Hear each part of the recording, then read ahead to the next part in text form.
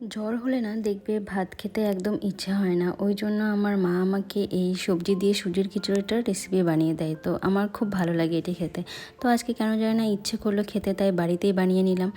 তো ওই জন্য কিছুটা আমি সুজি নিয়ে নিয়েছি আর 3 রকমের সবজি ছিল, সেটি কেটে নিয়েছি। তো তোমরা চাইলে আরও সবজি অ্যাড করতে পারো।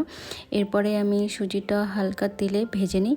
তারপর কড়াই গরম হবার পর তাতে আমি তেল দিয়ে পাঁচফোড়ন দিয়ে এবং সবজিগুলো ভেজে নিই। তো সবজিটা বেশ ভাজা ভাজা হওয়ার পরে তাতে লবণ হলুদ দিয়ে আমি ভালো করে কষিয়ে নিই আর ভেজে রাখা সুজিটা ছিল সেটা অ্যাড করে দিই তাতে। তারপর দুটোকে মিশিয়ে নিই ভালো করে। এরপর ঢেলে দিই জল। তো সুজিতে জল ঢালার পরে না নাড়িয়ে রাখতে হবে যাতে তলায় লেগে না যায়। এরপরে আমি কিছুটা ম্যাগি মশলা অ্যাড করে দিই টেস্ট বাড়ানোর জন্য। তো দেখবে যারা সবজি আমার মতো অপছন্দ করো তারা এরকম করে বাড়িতে বানিয়ে খাবে, দেখবে সবজি খেতেও ভালো লাগে। আর কেমন লাগলো ভিডিওটা অবশ্যই জানিও। ভালো লাগলে অবশ্যই লাইক, কমেন্ট, শেয়ার, সাবস্ক্রাইব